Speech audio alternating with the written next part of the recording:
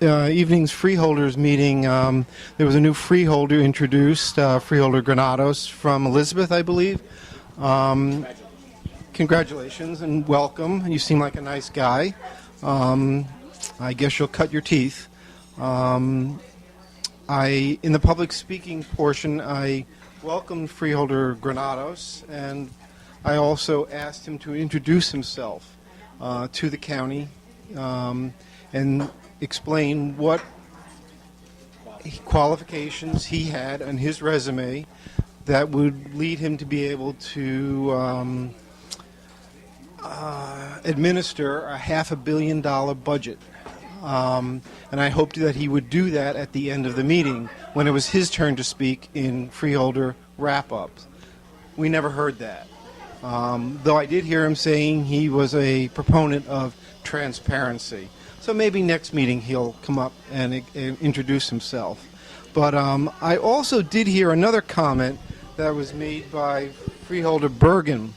And the gist of it is that experience is not necessary to hold a position, a Union County position.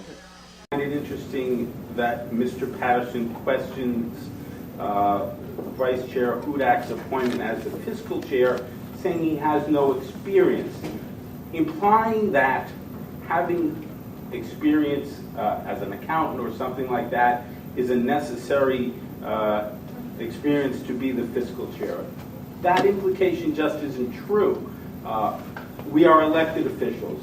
We have employees who are experts who give us advice.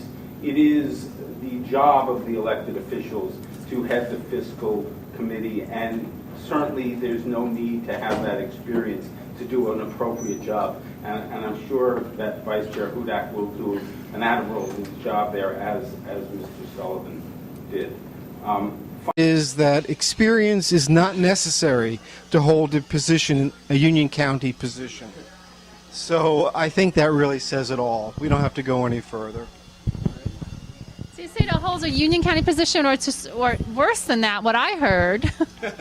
So the subject was who was going to chair the fiscal committee. So I thought his comments was directed towards you didn't need experience to chair the fiscal committee. Which is like bizarre. Maybe you don't need experience to just be a freeholder, sit there and vote yes and talk about bird baths and get your flu shot. But to chair a fiscal committee, I would think you'd need experience for that. So unless I misheard him, I thought that's what it was directed to specifically. That is true. That's what that quote was here. I wasn't there. I was thrown out. But I always have my 2 cents. No, it's to actually say you don't need experience. I mean, the question then remains: we have what do we have? 9 freeholders. Yes. Why do we need 9 then? If you really don't need experience and they have the professionals like handle everything, then let's go down to 3. I would assume some counties probably do have like 5. Yeah, and save that money. That's like $30,000 a freeholder, and we don't get any experience for $30,000.